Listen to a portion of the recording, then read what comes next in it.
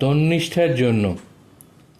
তোমার কথায় তোমার পাতায় লিখে দিলাম আমি, কেমন ছিল চন্দ্র তারা, কেমন ছিলাম আমি।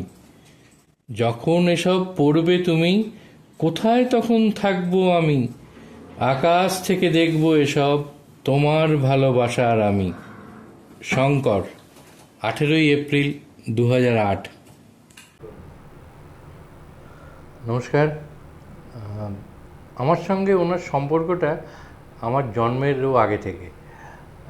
একটু খোলসা করে বললে বা পরিষ্কার করে বললে হয়তো ব্যাপারটা একটু পরিষ্কার হবে। আমাদের পৈতৃক বাড়ি শ্রীরামপুরে আমার ছোটো কাকা তখনকার দিনের সব বিশিষ্ট শিল্পী সাহিত্যিকদের নিয়ে গিয়ে নানান অনুষ্ঠান করতেন, এবং তারা যখন চলে যেতেন তার আগে ওনার একটা বাঁধানো বেশ মোটা বাঁধাই করা খাতাতে বিভিন্ন মন্তব্য সই করে লেখা ছিল। তো আমাদের জন্মের পরে, জ্ঞান হওয়ার পরে সেই যখন খাতাগুলো দেখতাম, নানান নাম থাকতো। ইনফ্যাক্ট ওই তখনকার দিনের সমস্ত স্বনামধন্য ব্যক্তিদেরই কিছু না কিছু ছিল। তো ওইখানেই একটা নাম চোখে পড়েছিল, শঙ্কর বলে। সেই খাতাটা যখন পেশাগত কারণে আমার সঙ্গে ওনার যোগাযোগ হয়, একবার আমি ওটা নিয়েও এসেছিলাম, দেখিয়েও ছিলাম, তখন উনিই ব্যাখ্যা দিয়েছিলেন একটু হাসতে হাসতে যে, বাবা, তোমার সঙ্গে তো তাহলে আমার সম্পর্ক তোমার জন্মেরও আগে থেকে। এইভাবেই একটা যোগাযোগ শুরু হয়েছিল। প্রথম যখন যোগাযোগ হয় তখন যে আমি খুব একটা বড় সেরকম স্বনামধন্য কাগজের সংবাদ মাধ্যমে কাজ করতাম তা নয়, কিন্তু ওই যে শ্রীরামপুরে বাড়ি, শ্রীরামপুর থেকে আসা এবং কোনো না কোনো দিন ওনার ওই আমাদের পৈতৃক বাড়িতে যাওয়া, এই একটা ছিল। এটার জন্য যোগাযোগটা খুব নিবিড় হয়ে ওঠে। আমার পেশাগত কারণে তখন যে নিয়মিত ওনার সঙ্গে যোগাযোগ রাখতে হতো তা নয়, কিন্তু তবুও একটা অবাধ গতায়াতের ক্ষেত্র তৈরি হয়েছিল। কারণ শ্রীরামপুর ওনার মামার বাড়ি, মাসিরা, মেসমশাই থাকা, এই সব সূত্রেই একটা খুব প্রিয় শহর ছিল।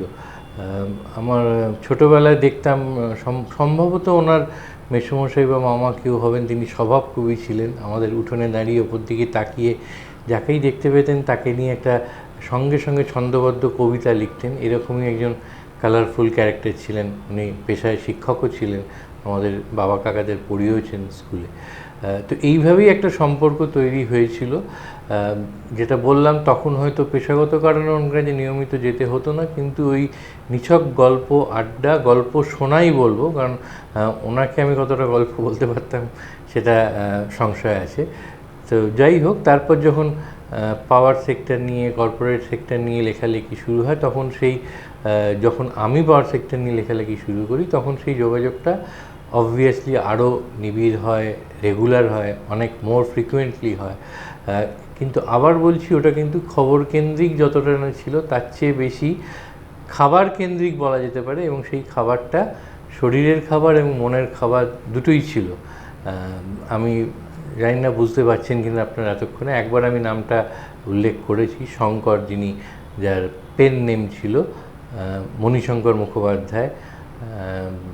তার কলমটা হয়তো আজকে থেমে গেল, কিন্তু উনি সেই কলম দিয়ে যে সৃষ্টিগুলো করে গেছেন, সেই সৃষ্টিগুলো থেকে যাবে চিরকাল অমলিন হয়েই। ওনার কথাই বলছি।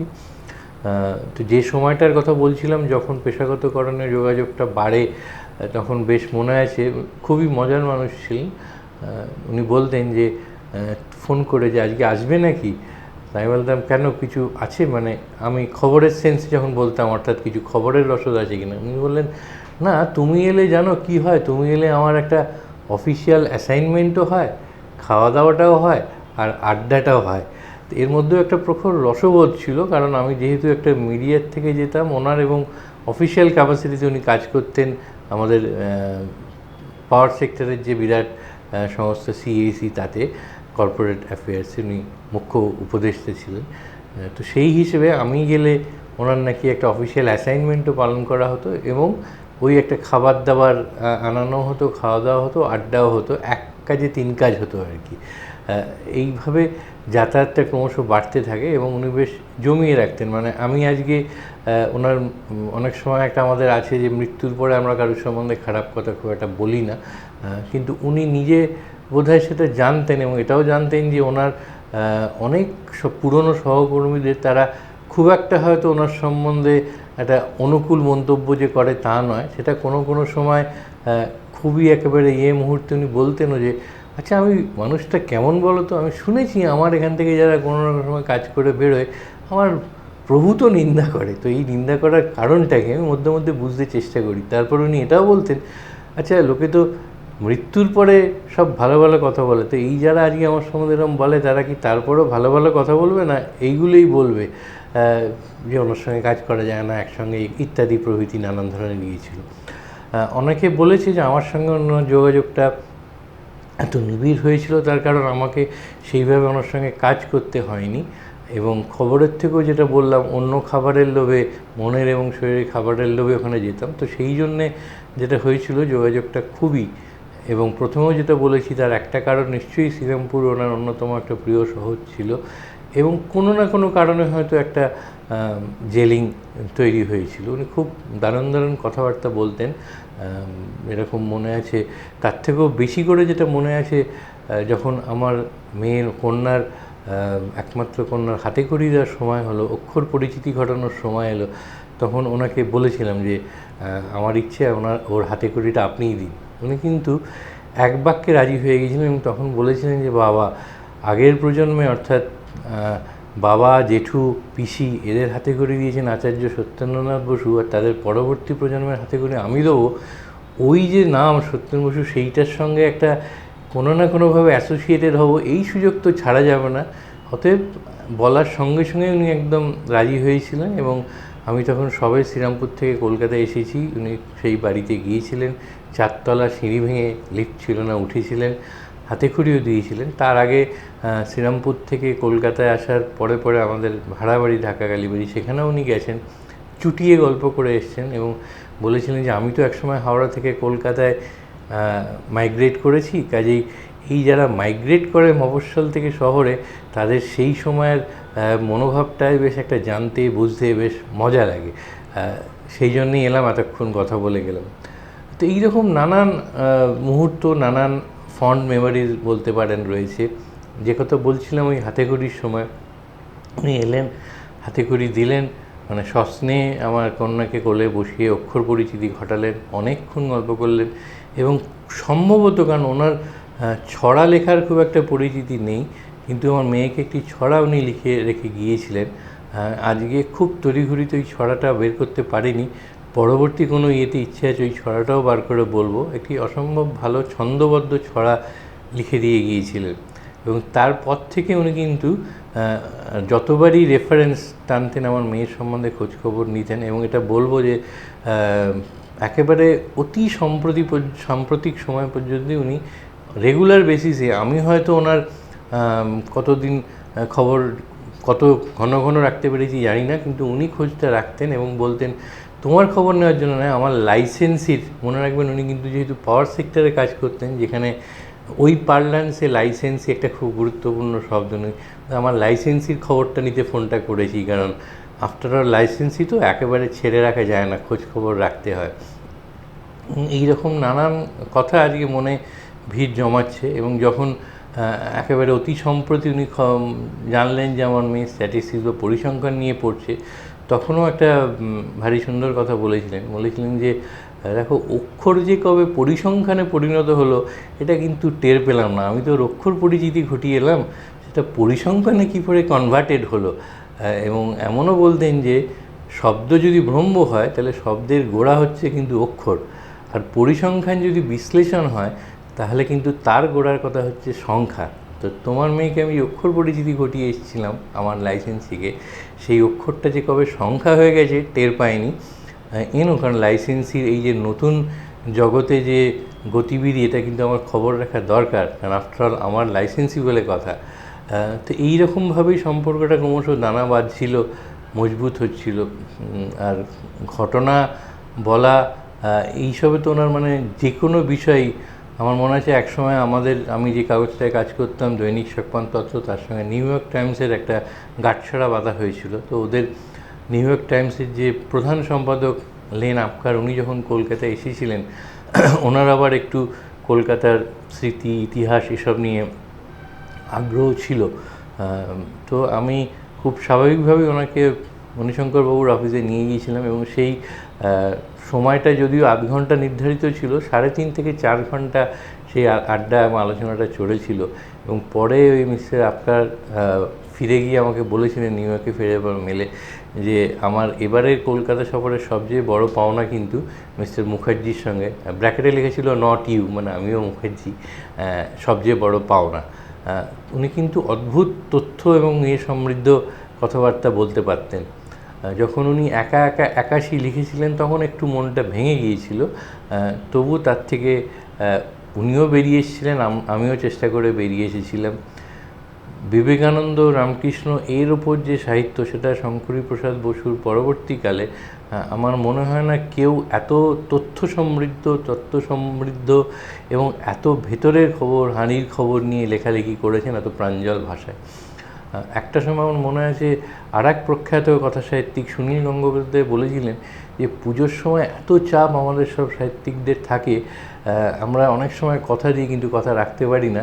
আমাদের মধ্যে একমাত্র শঙ্করকেই দেখি, ও যা কমিট করে এবং আমাদের মধ্যে সবচেয়ে বেশি ও কমিট ওই করে, ও সব কটা কমিটমেন্ট রাখে এবং সময়ে করে, সব লেখা ও সময়ে জমা দেয়। তো এইরকম একটা অদ্ভুত ক্ষমতা ছিল ওর মধ্যে। এবং পেশাগত কারণে উনি প্রায় প্রতিদিনই দিনগতভাবেই যুক্ত থাকতেন একটা বাণিজ্যিক সংস্থার জনসংযোগ বিভাগে, এবং সেখানেও উনি নানান নিজস্ব মত থেকে অনেক জিনিস চালু করেছিলেন। যেমন একটু 12টার পরে সময় হয়ে গেলে ওনার কর্মকর্তাদের ছবি তুলতে উনি দিতেন না, বলতেন ওটা ব্রিটিশ জামানার অভ্যেস। ওরা মনে করতো যে 12টার পরে লোকের মুখে নাকি একটা আফটারনুন শ্যাডো পড়ে, সেই আফটারনুন শ্যাডোটা ছবিতে আসা ঠিক নয়। এবং উনিই বলেছিলেন যে একেবারে ভুল লিখলেও ওই রিজয়েন্ডার দেওয়া সংবাদ মাধ্যমকে, এই প্রথাটা উনি একেবারে ভেঙে পুরো বিলোপ করে দিয়েছিলেন যে রিজয়েন্ডার যে যা লিখছে লিখুক, রিজয়েন্ডার দিয়ে আর বাড়তি ব্যতিব্যস্ত সংবাদ মাধ্যমকে না করাই ভালো। তো এরকম অজস্র ঘটনা আজ ভিড় করে আছে। তবে একটা প্রসঙ্গের অবতারণা করব, যেটা ওনার থেকেই শোনা। অনেক ঘটনা বলতেন, ঠিক আছে দুটো ঘটনা বলি। একটা ঘটনা নিয়ে এবার বলেছিলেন এক বিখ্যাত শিল্পপতি বা উদ্যোগপতির সম্পর্কে, একটু অন্যভাবে বলেছিলেন যে এক বাবা মায়ের 3জন সন্তান ছিল। তো ওই ভদ্রলোক বাবা তিনি রেগুলার প্রাতঃভ্রমণে যেতেন, সেখানে তার একটা গোষ্ঠী তৈরি হয়েছিল যারা 2-3জন মিলে বেড়াতে যেতেন। এই ভদ্রলোক যিনি ওই 3 ভাইয়ের বাবা ছিলেন, তিনি খুবই প্রাঞ্জল, প্রাণবন্ত এবং জমিয়ে রাখতেন এইরকম। তো একদিন ওনার খুব মুখ ভার দেখে বাকি যারা বন্ধু ওনার ছিল, তারাও বয়স্ক, তারা বলেছিল আজকে তোমার মুখ এত গম্ভীর কেন? তখন এই কথা সে কথার পর, তোমার তো সব ছেলেরা দাঁড়িয়ে গেছে, চিন্তা আর কি, তুমি তো ঝাড়া হাত পা।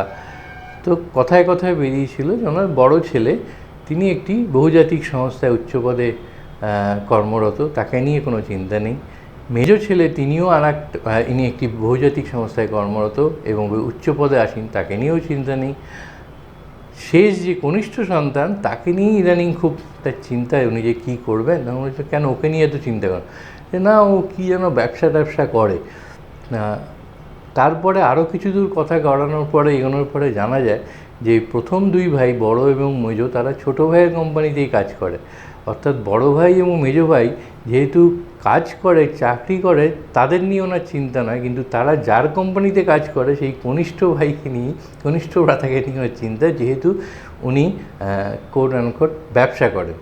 তো এইরকম অজস্র, যেহেতু উনি ব্যবসার জগৎটাকেও, দুনিয়াটাকেও খুব ভেতর থেকে দেখেছেন, কারণ ওনার শুরু সেই যদি চৌরঙ্গি ধরেন সেইখান থেকেই, এবং ওনার নানান উপন্যাসে, নানান লেখায় এই বাণিজ্যিক জগৎ, ব্যবসার জগৎও যেভাবে ফুটে উঠেছে, তো এটাও ওনার কিন্তু প্রায় একটা গুলে খাওয়া বিষয় ছিল। আর একটা ঘটনা বলবো, যেটা উনি একদিন বলেছিলেন যে ওনার তখন প্রথম উপন্যাসটা সবে বেরিয়েছে, তখন উনি হাওড়া থেকেই যাতায়াত করতেন। তো একদিন ট্রেনে চেপে বাড়ি ফিরছেন হাইকোর্ট চত্বর থেকে, দাঁড়িয়ে আছেন ভিড়ের মধ্যে, ওখানে আরও 2-3জন মিলে কথা হচ্ছে। তারই পাড়ার একটি ক্লাবের, একটি সংস্থার কর্মী সদস্য, তারা বলছে আরে এবারে আমাদের এই বিজয় সম্মেলনীতে কে আসছে রে?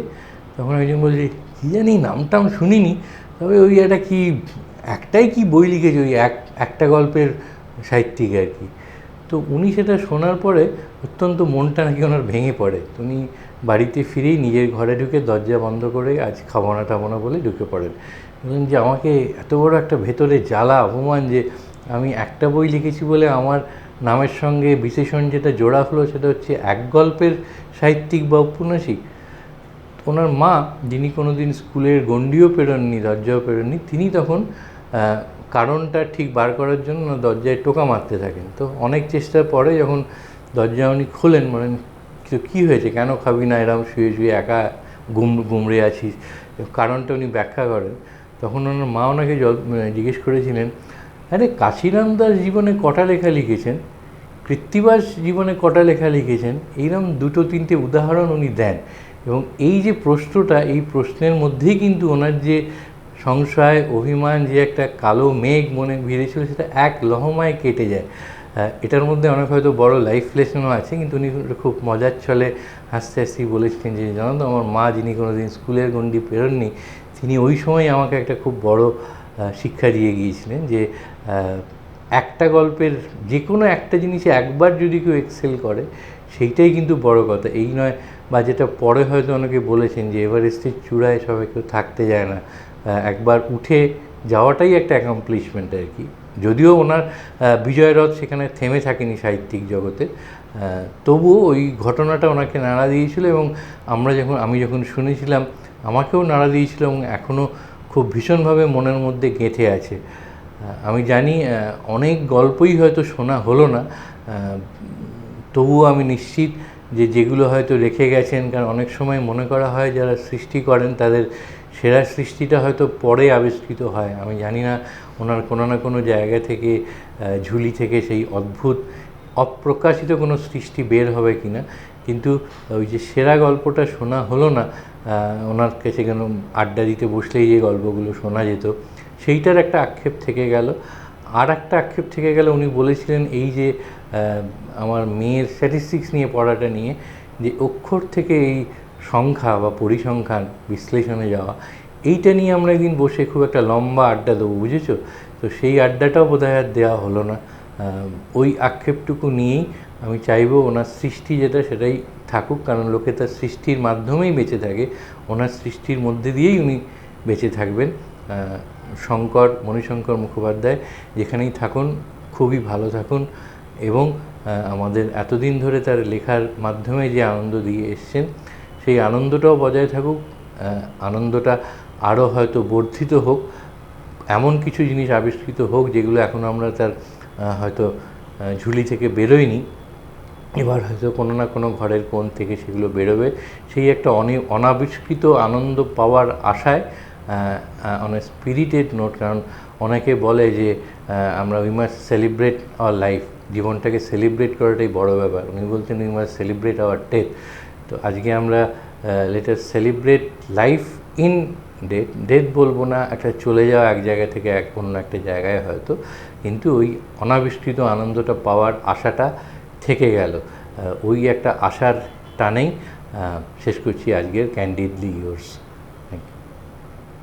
তোমার কথায়, তোমার পাতায় লিখে দিলাম আমি, কেমন ছিল চন্দ্র তারা, কেমন ছিলাম আমি।